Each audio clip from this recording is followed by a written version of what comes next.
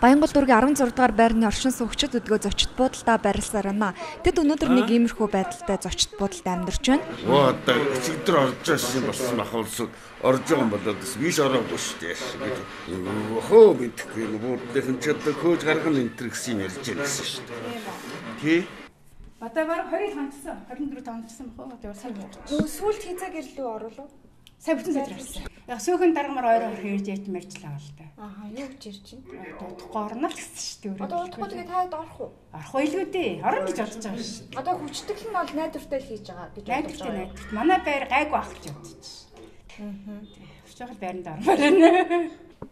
Одоо танаа буудалд яг хичнээн хүн байгаа. 9 үрэл байгаа шүү дээ. Нэг өрөөнд чинь 2 4 тэгэл.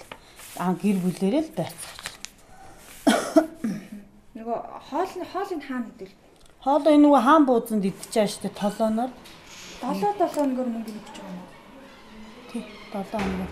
Гэхдээ түрүү чи 7 хоног өгсөнс. Одоо энэ 7 хоног өнөө маргаш өгнө гэж өнөөдөр дараа хурал хийсэн ч тэгсэн. Баянгол дүүргийн 16 дугаар байрны хөрсийг хүчтгэх ажил үргэлжилж байна. Өнгөрсөн 7 хоногийн Савг гарагт Бум мод компани тоног төхөөрөмжийн болоод хүчтгэл хийх бэлтгэл ажлаа бүрэн хангаад ажлыг эхлүүлсэн гэж байна. Тус компани мэдээлж байгаагаар яг одоогийн байдлаар бол 2000 м куб шороог тэгшлээд байгаа юм байна. Энэ 7 хоногоос ерөөхдөө бетон цутгах ажил эхэлнэ гэсэн мэдээллийг улсын онцгой комиссоос өгч байна. Нэг хэсэг 16 дугаар байрны хөрсийг хүчтгэх ажил хийх компани шалгаруулахаар баггүй алдсан. Ямар ч тач Бум мод компанийн ажлыг хийхээр болжээ.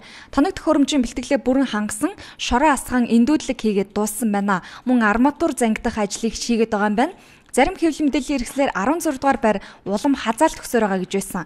Энэ талаар нийслэлийн онцгой комиссийн нарийн бичгийн дарга Эрдэнэбаатараас тодруулахад бид техник эдийн засгийн үндэслэл гарган түүнийхээ дагуу ажиллаж байгаа. Суурь хэсгийн бэхлэгийг сайн хийж байгаа учраас ямар ч асуудал байхгүй гэсэн мэдээллийг өгч байна.